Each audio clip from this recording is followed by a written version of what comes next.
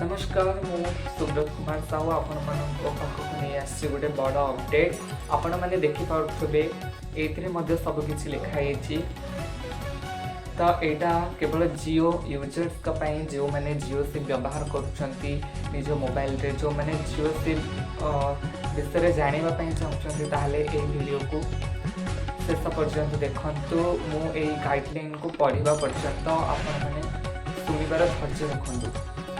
चलतु आरंभ करवा। जियो यूजर्स बड़ खुशी खबर जियो यूजर्स नुआ ओटीटी रिचार्ज प्लान लॉन्च अर्थात जियो ओनर कौन कर रिचार्ज प्लान को लॉन्च कर नुआ जियो प्लान रे हाई स्पीड डाटा सहित अनलिमिटेड 5G सुविधा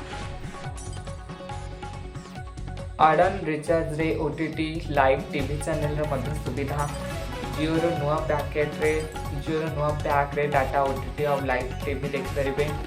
जियो रो नुआ रिचार्ज प्लान रे ओटीटी सहित मिल लाइव टीवी 200 टंकार जियो 30 GB डाटा सहित ओटीटी 550 टंकार प्लान रे 90 GB डाटा एवं ओटीटी रो सुविधा 2000 टंकार 365 दिन जियो प्लान सहित ओटीटी जियो रो 3 प्लान रे मिल 1000 लाइव चैनल 365 दिनिया प्लान रे 15 ओटीटी आप मिल एक्सेस।